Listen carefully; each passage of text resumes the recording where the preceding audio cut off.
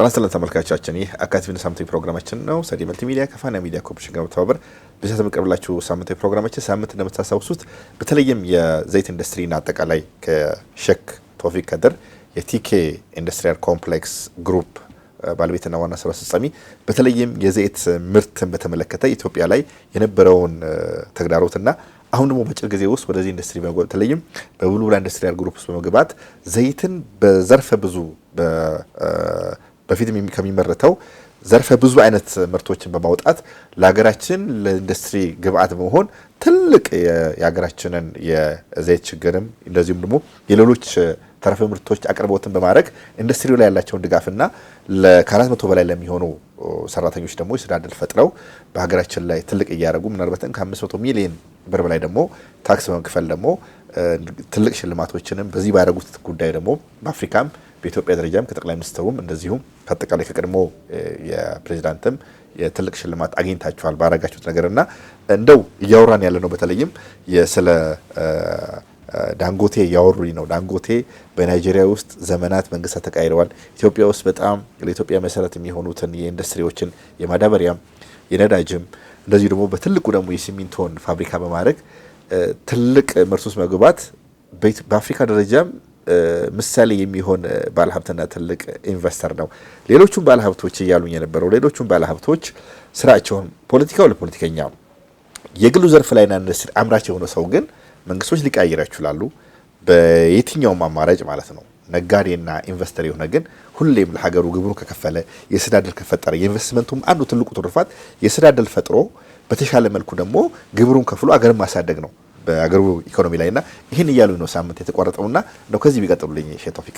አዎ እንዳልከው ነው እንግዲህ ወንድማችን ሀጂ አሊኮ ዳንጎቴ የአፍሪካ ትልቁ ተጽዕኖ ፈጣሪ ነው።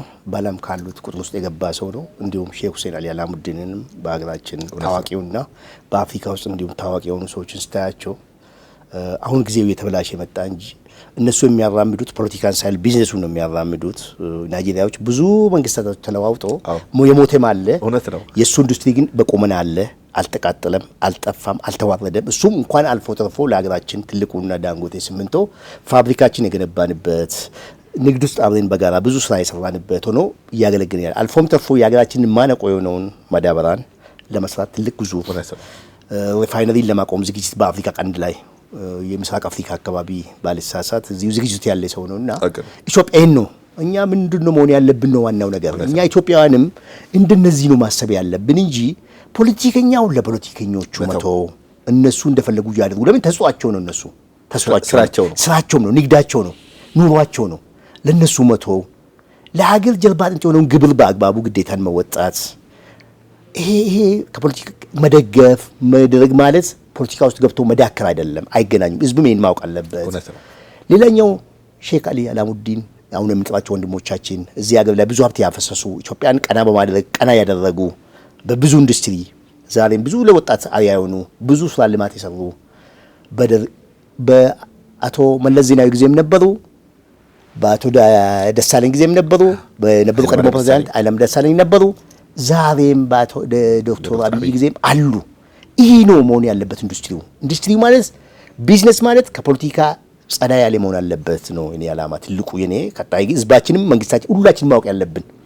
እዚህ ኢንፌክሽናል ሶን ማለት እዚህ መድረክ ላይ ቁጭ ብለን አወራን ማለት የፖለቲካ አባል ነው ብሎ ሊታሰብ አይገባም። ህዝባችን ነጋዴዎች ነን፣ ኢንቨስተሮች ነን። እንደ ኢንቨስት ደግሞ የሚሰማን ስሜትን ልናገር ይገባል። ማነቆ ነው እኛን ያመጣው ወደ ፕሬዝዳንትነት የዘይቱ ኢንዱስትሪው ሞተ ተብዬ የመጣውበት የኔ ስራ ተገምግሞ እንጂ መንግስት አይደለም ያመጣው። ሹመት አይደለም፣ ፖለቲካ ሹመት አይደለም። ለዚህ የምናዘነብለው ቀጣይ ጊዜ እንዲህ ነው። በተለይ ባንኮችም ቢሆኑ ማተኮር ያለባቸው ቢዝነስ ናቸው። እነዚህ ሰዎች ቢዝነስ ማለት ግልጽ ነው፣ ታማኝ ነው፣ አማና ነው፣ አደራ ነው። አደራቸውን ሊወጡ ይገባል። ለሀገራቸውም፣ ለህዝባቸውም፣ ለመንግስታቸውም፣ ለመሰረታቸውም፣ ለባለአክሲዮኖችም ይሄ ካለ እድገት ማለት በደጃፋችን በራ ያለች በአፋችን ላይ በአይናችን ላይ በእግራችን ስር ያለው ነውና ይሄ በቃ አሁን ሚዲያዎች እዚህ ላይ ቢታተኩሩ ትልቅ ለውጥ ነው የሚመጣው። እውነት ለመናገር ለምን ጊዜው የቲክቶከር ነው፣ ጊዜው የፌስቡክ ነው፣ ጊዜው የዩቲዩብ ነው። እኛ አሁን አልቻልንም እውነት ለመናገር ከሆነ ለምን ለዚህ ነው የምንሸሻቸው፣ ለዚህ ነው ኢንተርቪዋችን የማንፈልገውና የሰዎች ድምጽ በተፈለገ ተቆርጦ ተገጥሞ የሚገባበት ወቅት ይሄን ትተን ወደ በጎ ዓላማችን በትኩረት ገብተን በትኩረት አድርገን ማነቆ የሆኑትን ጉዳይ ዛሬ በርበራ ላይ ፋብሪካ ተክሎ ኢትዮጵያ ላይ ያልተከለውን ለስራ ዕድል ያልፈጠረውን ፋብሪካ ኢትዮጵያ ውስጥ ምን ልንደግፍ አይገባም። መንግስትም ልነቃ ይገባል። ኢንዱስትሪ ሚኒስቴሩ ልነቃ ይገባል። ነቅቶ ባንኖ ፋብሪካዎቹ ወደ አገር ውስጥ እንዲገቡ የማድረግ ቴክኖሎጂ ሽግግር ማድረግ እንደ ማሌዥያን፣ ኢንዶኔዥያን በቅርብ ከፍተኛ ስምምነት አድርገናል። እኛውን አይተህ ከሆነ ምናልባት በሚዲያ አልተላለፈም፣ በኢትዮጵያ ሚዲያ ከሀገር ውጭ ሚዲያ የተላለፈ ነገር ነው። እኛም ይሄ የሲስተማችን ላይም የተዋዋልነውንም ዝግ ስለሆነ እኛም ለሚዲያ እናቃብልም ትልቅና ግዙፍ ልዩ ሰው ጋር ስምምነት ፈጥረናል። ከኢንዶኔዥያ ከፍተኛ ባለሀብቶች ጋር በቅርብ ጊዜ ወደ ስራ ይገባል ተብሎ የሚታሰቡ ኢንሻአላህ አላህ ካለ ለዚህ ትኩረታችን እንዲህ ነው መሆን ያለበት። ሀገራችን ኢትዮጵያ ሆነ ለየትኛውም ክልሎቻችን እጅግ በጣም ታሪካዊ የሆነ ነው የምናየው። እዚህ በመሀላችን የሚገኘው ክቡር አምባሳደር ፕሮፌሰር ፍቃዱ ይባላሉ። እንዲሁም እኔ ከቲኬ ግሩፕ ዋና ሲዮና ባለቤት መስራች የኢንዱ ሱልጣን ዋና ባለቤትና ሲዮ የጋራ ያደረግነው ስምምነት በብዙ ነገር ላይ ነው። ወደ አካባቢን በዘይት ታንከሮች የማልማት በንግድ በዘይት በተለያዩ ሸቀጦች ላይ የጋራ ለ3 ዓመት የሚቆይ በጋራ ተባብረን በጋራ ለመስራት ይሄ እጅግ ዛሬ ታሪክ ቀን ነው ለኛም ለኢትዮጵያኖች። እድገት ውስጥ ወደ እድገት ከፍተኛ እድገት እየተሻገርን የሚሆኑ መንግስታችን ብቻ ሳይሆን ግለሰቦችም እያሳዩ ያሉ ትልቅ ጥረትና ትግል እንዳለ በአሁኑ ሰዓት በኢትዮጵያ ውስጥ ያሳያል። በጣም አምባሳደር ፍቃዱን በዚህ ታሪካዊ ጊዜ በዚህ ታሪካዊ አምባሳደር በመሆኑ በጣም እጅግ አመሰግኖታለሁ።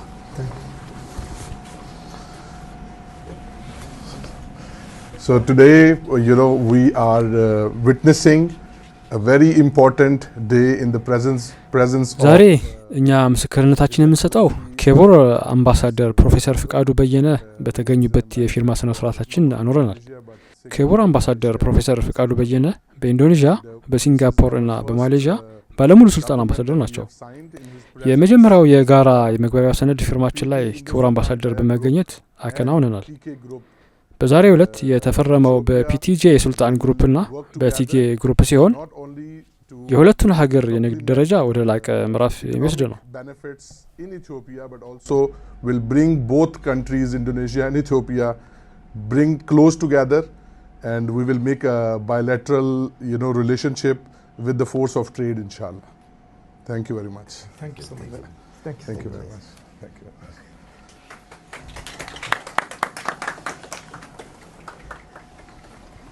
Please.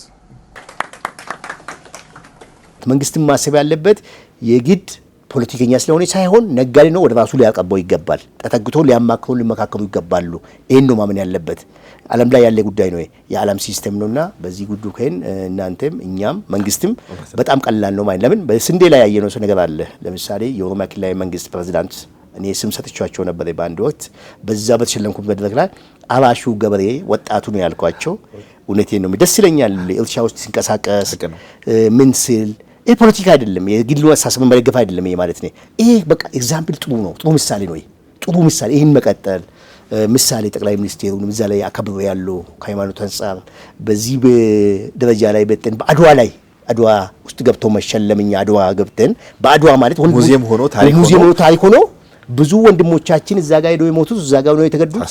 ታሰበ ተደርጎ እዛ ጋር ተሰሶ እዛው ደግሞ እኔ ደግሞ የአፍሪካ ዳይመንድ ሽልማት እዛ ሲቀበል አመስግኛለሁ። ይሄ ማለት ትልቁ ኢንቨስተር ተብለው ለዚህ ይሄ ማለት የእርሳቸው አባል መሆን አይደለም፣ የእርሳቸው ደጋፊ መሆን አይደለም፣ የማንም አይደለም። ይሄ ማወቅ አለበት ህዝባችንም ግልጽ ሊሆን የሚገባ ወደ ሁለት መንገድ አይደለም መንቀሳቀስ፣ በአንድ መንገድ ብንሄድ ነው ውጤት የምናመጣው። አንድ መንገድ መሆን አለበት፣ ህዝባችንም ግልጽ መሆን አለበት።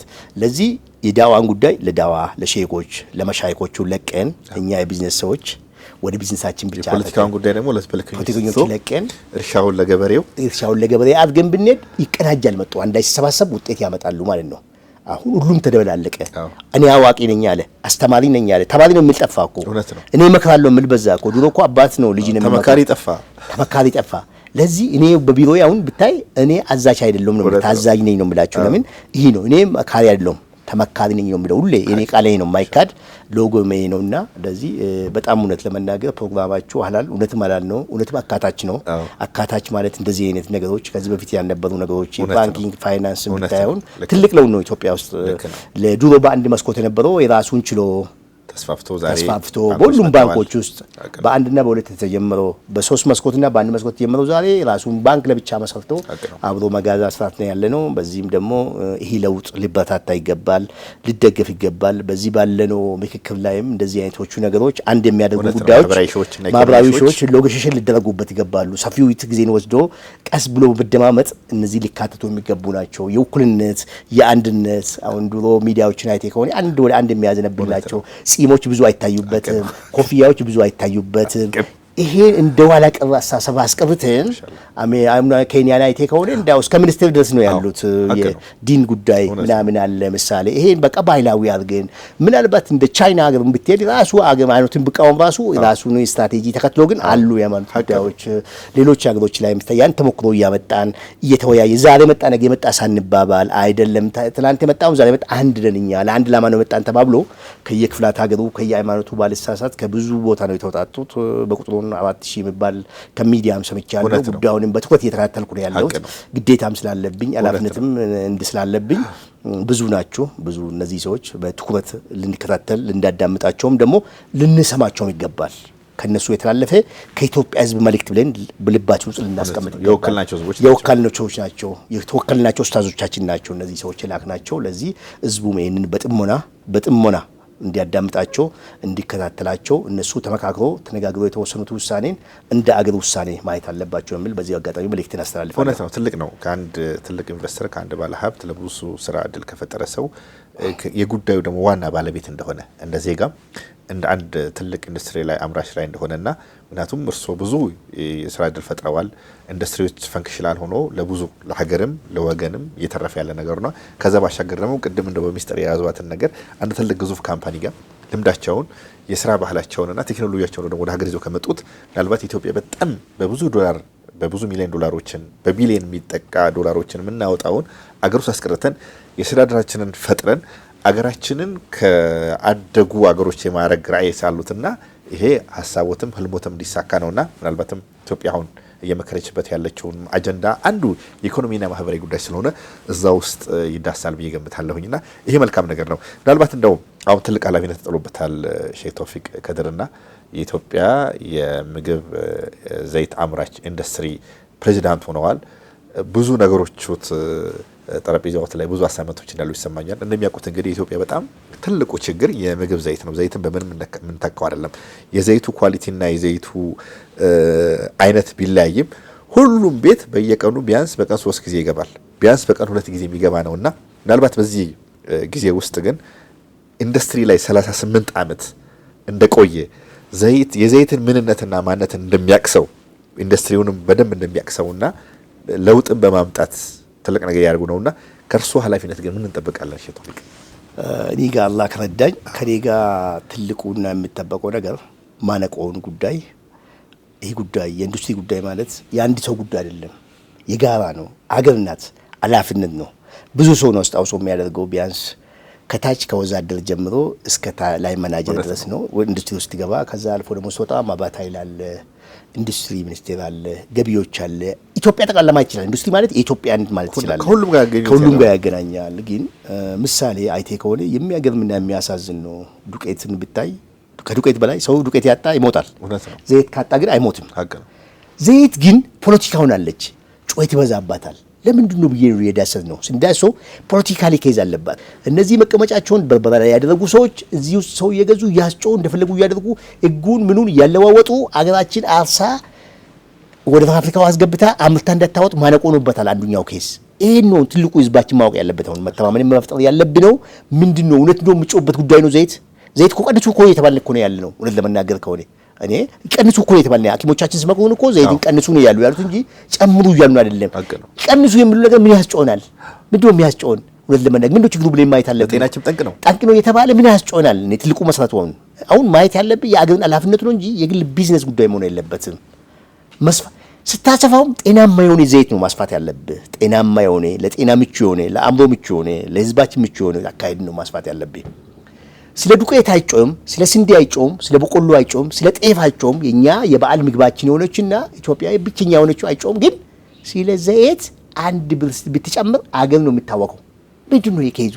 ለምን ከአገር ውጪ ኢትዮጵያ ወደ 9 ቢሊዮን ነው የሚገባው ሊትር በአመት። ይሄ ትልቅ ገቢ ምንጭ ነው ለውጮቹ። ውጮቹ መስራቸውን ውጭ አድርጎ እግራቸውን እንደፈለጉ ያደርጉታል። አንዴ ከፍ አንዴ ዝቅ እንዲህ ነው የሚያደርጓት። እውነት ነው። የሚያስጨው ነበር? የሚያስጨው አልነበረም። እውነት ለመናገር ምንም የሚያስጨው ከይዝ አልነበረ። ለምን ነው የሚያስጨው? አዎ ዘይት ያስፈልገናል፣ በመጠኑ ነው አምናለሁ። በአግባቡ ነው የሚያስፈልገው። ይሄ በአግባቡ የሚያስፈልገን ነገር ደግሞ በአግባቡ ነው ማስፋት ያለብን። ሌላው አገር ላይ ስንሄድ እዚህ ወንድሞቻችን ሱዳን ጋር ስንሄድ የሀገር ውስጥ ዘይት 1000 ብር ነው ምሳሌ ነው የሚጠራልኝ ነው ወይ ደግሞ 10 ብር ነው። የውጭ ዘይት 10 ብር ነው። ይቀንሳል። ለምን? ያኛው ምንነቱ ባይታወቅም አላምነት መወስድ ሰውም የለም። ይሄ ባዕድ ነገር ይሁን ምን ይሁን ለጤና ጠንቅ መሆኑን አይታወቅም። ይሄ ነው ትልቁ ነገር እዚህ መንግስት አሁን መስራት ያለበት፣ እኛም እንደ ሀገር ሰው መስራት ያለብን፣ ወጣቱ መስራት ያለበት እዚህ ጋር ነው መስራት ያለብን። ያገኛት ትንሹን በአግባቡ መጠቀም አለብን። ምን ነው በደርግ ጊዜ አንተም ብታውቅ አታውቅም ይቅርታ አድርግልኝ፣ ልጆች ነበር ካንተ። እኔ ግን ራሴን አውቃለሁ፣ በደንብ አውቃለሁ ጉዳዩን። በጣት የሚቆጠሩ በባህላዊ የሚሰሩ ምሳሌ ጎንደር መጭመቂያ የሚባል ነው። ጎንደር ጎጀምን ፍሩሽካ ምናምን ያወጣ ቡሬን ኢሉባቦር ውስጥ ማለት ነው ምሳሌ ደምቢዶሎን በጣት ጅማን አንዳንድ በዛ ሰው እየቀዳ እየገባ እየኖረ እየተዳደረ ነው የነበረው ሰፈር ውስጥ ያሉት። አሁን ምን መጣ? አዎ በስተናል። አውቋችን ከደርግ ጊዜ በጣም በስተዋል። አዎ በስቶ ቢበዛስ ይሄናል የሚያስጨው ጉዳይ ነው። ይሄናል የሚያንገበግብ ጉዳይ ነው። ይሄ ላይ ነው በቅርብ ጊዜ ከኢንዱስትሪ ሚኒስቴር ጋር በጋራ በመተባበር አገሪቱ ውስጥ የሚገኙትን የዘይት ፋብሪካዎች እንደ ኃላፊ እንጎበኛለን፣ እናያለን፣ እንገመግማለን። ከኔ የሚጠበቅ ማለት ነው። ከዛ በኋላ ፋንክሽናል ግልጽ የሆነ መመሪያ አብረን በጋራ ከነሱ ጋር በጋራ እንሰራለን። አሁን ግን ይሄ ነው ብዬ መናገር አልችልም። እውነት ነው። እሱ የጊዜ ጉዳይ ነው። ለስትራቴጂ ግን ይሄ ስትራቴጂ ተቀምጧል። በቃ በኔ ቢሮ ተቀምጧል። የመጀመሪያ አጀንዳዬ ነው። በጽሁፍም በብዙ ቢሮዎች አካፋፍያቸዋለሁ፣ አሳውቃቸዋለሁ። ግን በአጠቃላይ ከምናደርገው ስራ ውስጥ እነዚህን ህዝባችንን ማስገንዘብ በየጊዜው በሚዲያዎችም እውነት ነው። መልካም። ይሄ ጥሩ ነገር ነው ሼህ ቶፊቅ። በተለይ እውነት ነው አሰራርና ወጥቶለት ምናልባት እዛ ከአገር ውስጥ ሆነው ጠፈር ላይ ወይም ድንበር ላይ ሆነው ፍሪ ዞን የሚባለው ትሬድ ዞን ላይ ያሉ ሰዎች ናቸው እንደፈለጉ ገበያን የሚያደርጉት። እውነት ነው። የዘይት ጉዳይ ከጤናማ አንጻር አጠቃቀሙ ልክ አይደለም። ሰው ይጮሃል። ዘይት ያስፈልገናል። እውነት ነው። በአግባቡ ያስፈልገናል። እሱም ደግሞ እንደው ከዚህ ከዘይት እንትኑ በጤና ባለሙያዎች በእናንተ ማህበር መሰረት ደግሞ ለማህበረሰቡ ደግሞ ትክክለኛውን የግንዛቤ ማስጨበጫ መስጠት ጥሩ ነው። አንዳንዴ ግን በጣም ነውር ነገሮች እያየን ነው ከቅርብ ጊዜ ወዲህ። ቅድም ጥሩ ነገር እያነሱልኝ ነው። ምናልባት በ80ዎቹ ኢትዮጵያ ላይ አንድ ዘይት መጭመቂያ ያለው እዛ ፍሩሽካ የሚያወጣ ሰው ከዛ ለማህበረሰቡ ይደረሳል። በየአቅሙ በሆነ በጠርሙስ ነገርም በክዳንም ሰው እንዳቅሙ ይገዛል። ዘይቱም ወፍራም ነው፣ በረከትም ነበረው። እኔ በማስታውሰው እኔ ባደኩበት አካባቢ አንድ ከዛ ጊዜ ወዲህ ግን ማህበረሰባችን አሁን በየመኪናው በየጎዳናው ኩላሊታችን ፌል አረገ ብለው የሚሄዱ የሚለምኑ ማህበረሰቦች ሰውን አላፍ አግዳሚውን መራመጃ ያሳጡ ሰዎች ከቅርብ ጊዜ ወዲህ ምናልባት በጥናት መደገፉን እርግጠኛ አልሆንም እንጂ ዘይት ከፍተኛ የሆነ የጤና ጠንቅም እየሆነ ነው ያለው። ምክንያቱም በአር ነገር የተጨመረበት ቅድም እንዳሉት ዘይትን በአግባቡ መጠቀም አንድ ነገር ነው። ንጹህ ዘይት የሱዳን ተሞክሮ በጣም ጥሩ ነው። ከውጭ የሚገባው ዘይት በጣም ርካሽ ነው። የሀገሩ ደግሞ ምናልባት ተመጣጣኝ ዋጋ አለው፣ ሰው ይመርጠዋል ከጤና አንጻር። ምናልባት ግን በአር ነገሮችን አሁን የጀመሩት ነገር ጥሩ ነው። ከኢንዱስትሪ ሚኒስቴር ጋር ከትክክለኛው ከአግባብ ካለው ሚኒስቴር መስሪያ ቤት ጋር ተቀናይቶ መስራትን አቅርቦቱንም ፍላጎቱንም ያመጣጠነ ገበያውንም ያረጋገዋል። ይሄ ጥሩ መስመር ነው። በእርሶ ፕሬዚዳንትነት ጊዜ የሚጠበቅ ነገር ነው። ይሄ አሻራም ነው።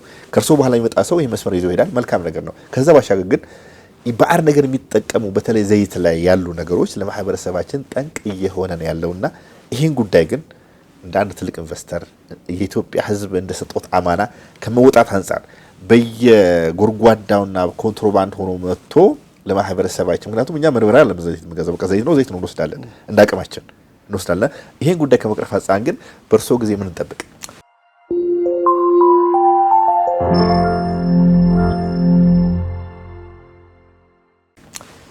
እውነት ለመናገር አንተ እንዳልክ ነው። ነገሮቹ ትልቅ ነገር ነው መስራት ያለበት የቤሳ ትልቅ ነገር ነው። አንድ ነገር አለም የፈተና ጊዜ ነው ብያለሁ። በኮንትሮባንዱ የሚገባ አለ፣ ምንነቱ የማይታወቅ በደረጃ መዳቢ ግልጽ ቫይታሚን ዲ፣ ኤ፣ ያልተጨመረ የሚለው ነገር የማይታወቅ ነገሮች ባዕድ ነገር ስለዚህ ይሄ ላይ መጀመሪያ ህዝቡን ማስገንዘብ ነው ትልቁ የኔ ስራ። አሁን እናንተ ሚዲያ ቀጣይ ላይ ብዙ ፕሮግራም አድርጋችሁ ይሄን ህዝቡን ማስገንዘብ ነው። ሁለተኛው ደግሞ እነዚህ የመከላከል ስራ መንግስት በጀመራቸው በጣም ትልቅ ነገር አለ እያወራ ያለው እየሄደ ያለው አቅጣጫ የደረጃ መዳቢ ጉዳይ የንጽህናት ጉዳይ በጣም እየገፋበት ነው ያለ በሲስተም መዳት ይሄ ቢበታቱ ናቸው። ይህን ቅድም እንዳልኩ እንደ ፖለቲካ ሳይሆን እንደ አንድ የሀገር ተቆርቋሪ ነጋዴ እንደ አንድ ኢንቨስተር በጋራ ሆኖ ጉዳይ ላይ ነው መስራት ያለብን። ኃላፊነቴን በዚህ ዙሪያ ላይ ይቀበላለሁ። ቀጣይ ላይ የምናደርገው ነገር ነው። ህዝባችን ግን ትልቅ ኃላፊነት አለበት። መጮ የለበትም። እውነቴን ነው የሚልህ ዘይት ቀንሱ እየተባልን ዶክተሮች መጀመሪያ ስንሄድ አይቴ ከሆነ በደርግ ጊዜ ቅድም እንዳልነው ባሌ አካባቢ ባሌ ጎባ አስታውሳለሁ። መጭባ በትንሽ ነገር ነው ተወሰው በጣሳ ኩባያ እንደዚህ እንዳላችሁ ወለጋ ላይም ቅድም ደምዶሎ ምናምን እንዳልኩ ጅማ ዱባቦ ምናምን እንዳልኩ ነው። ጎንደር ጎጀም ብዙ ቦታ ላይ እንደዚህ ነበር የሚኖረው። ዛሬ ሰዎች ብታያቸው ብዙ ወፍሮ መልካቸው ከለራቸው ተለውጦ ነው።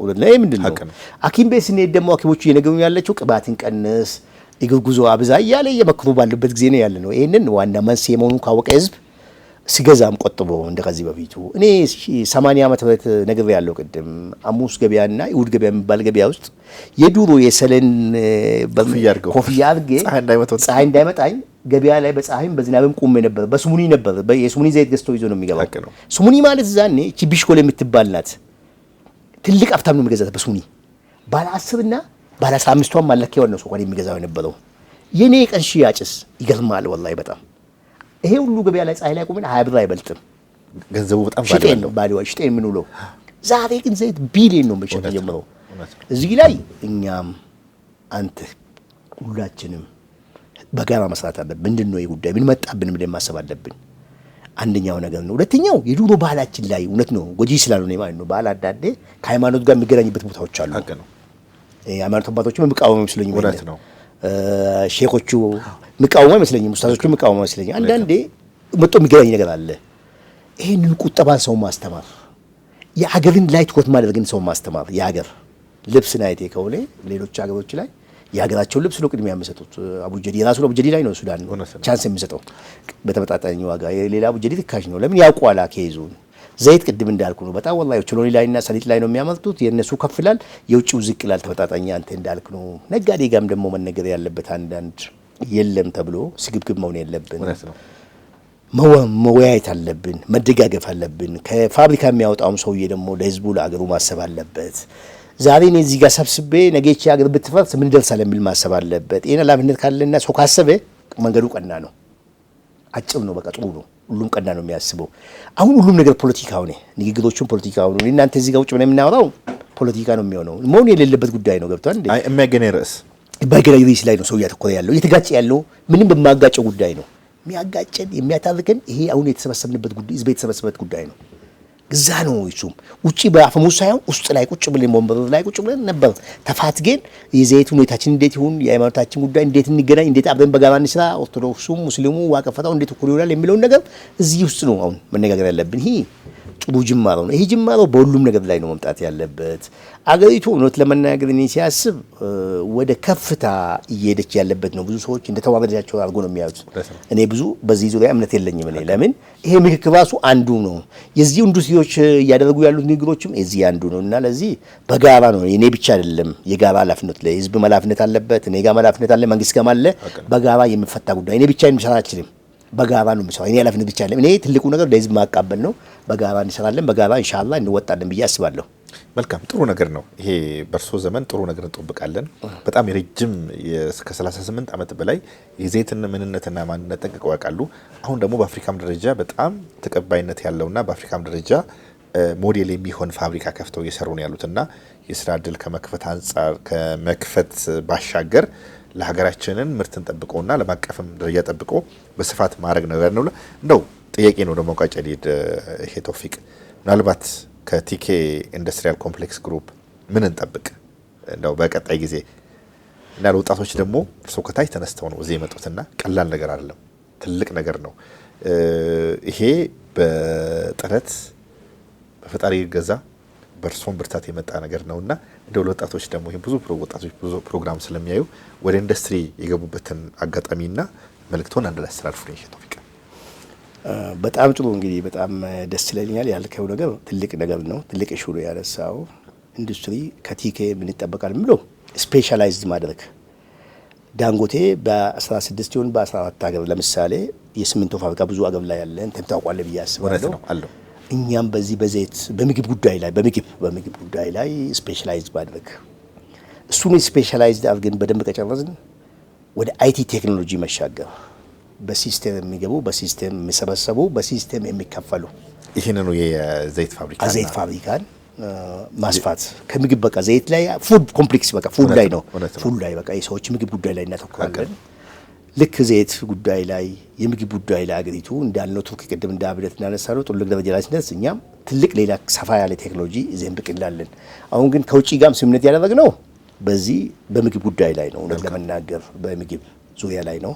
በዛ ስፔሻላይዝ ማድረግ ነው። ወጣቱን እኔ የሚያስተላልፍለት መልእክት ወጣት ማለት አስቸጋሪ ነው። እውነት ለመናገር ፈታኝ ነው፣ ስሜታዊ ነው። እንግዲህ መረጋጋት የለም፣ መቸኮል ሁሉም ነገር ላይ ጊዜው ነው፣ እድሜ እኮ ነው። እኛም እንደዚህ ነው ያሳለፍነው። ዘፈኑ ያምራል፣ ጫወታው ያምራል፣ መብላቱ ያምራል። ሁሉም ነገር ገደብ ቢኖር የሚል ሀሳብ ነው ያለኝ። ገደብ ማለት ቆሞ ማሰብ ብንችል ቁሞ ካላሰብነው ዛሬ ጊዜው ተበላሽቷል። እንደኛ ጊዜ አይደለም። እኛ አሁን እዛን ጊዜ ስለ አዲስ አበባ የምናውቀው ነገር ነው። ያቺ የተወለድናት መንደርና ገበያ ላይ ወጥተን ሐሙስና ይሁድ የሚቸርቸው ዘይት ነው የምናውቀው። ሌላው እንዴት አለ ያናውቀው። ዛሬ ግን ዓለም አንድ መንደር አለች። በሞባይል ላይ ነው ያለው፣ እጅ ላይ ነው ያለውና ጥንቃቄ ብታደርጉ አይቻልም የሚል ደግሞ ካሜራችሁ አውጡ። ውሸት ነው፣ ወላሂ ውሸት ነው። እኔ ብዬ ነው የምነግራችሁ ልጆቼ። ለምንድን ነው ብዬ የምነግራችሁ? ከትንሽ ወደ ትልቅ መሄድ ይቻላል። ከትልቅ ደግሞ ወደ ትንሽ መውረድ ይቻላል። አለሱም ጥንቃቄ ካልተደረገ ባንክ ስትቀበሉ ባንክ ማለት አማና ነው፣ የራስ ብር አይደለም፣ የአገር ብር ነው፣ አላማ ነው።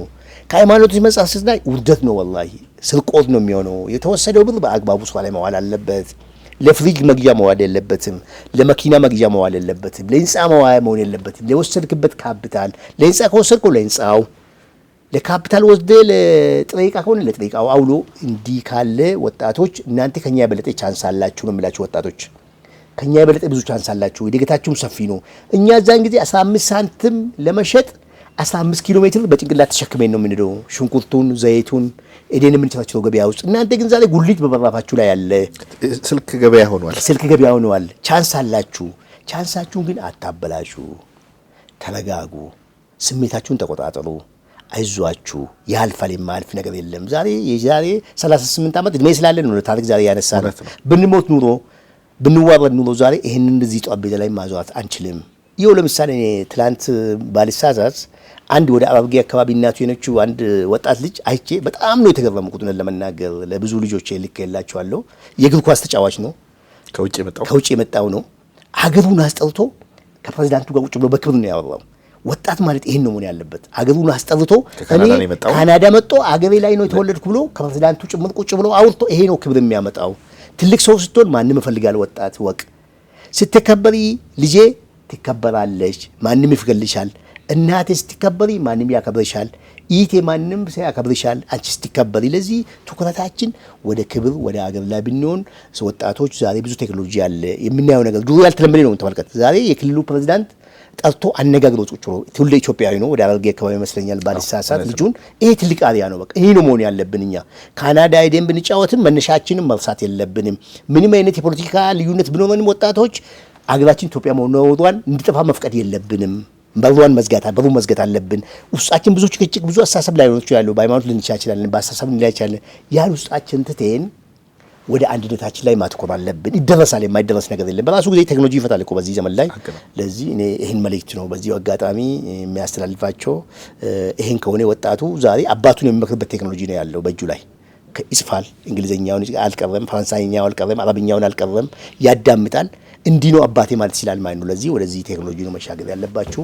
ለዚህ ልጆቼ ከአባታችሁ ምክር አዳምጡ ነው የሚላችሁ። በጣም አመሰግናለሁ። ሼህ ቶፊቅ ከድር የቲኬ ኢንዱስትሪያል ኮምፕሌክስ ግሩፕ ዋና ስራ አስፈጻሚ ባለቤት ውድ ጊዜ ሰውተው ለሰጡኝ ምክርም ለወጣቱ ላስተላለፉት መልእክትም እንግዳ ሆኖ ስለመጡ በሰፊው የፋና ሚዲያ ኮርፖሬሽን ስም እጅግ በጣም አመሰግናለሁ። እኔም በጣም አመሰግናለሁ። መልካም ተመልካቾቼ የሳምንት ፕሮግራም በዚህ ይቋጫል። ሳምንት በተለየ ርዕስ በተለየ እንግዳ እስከምንገናኝ መልካም ሳምንት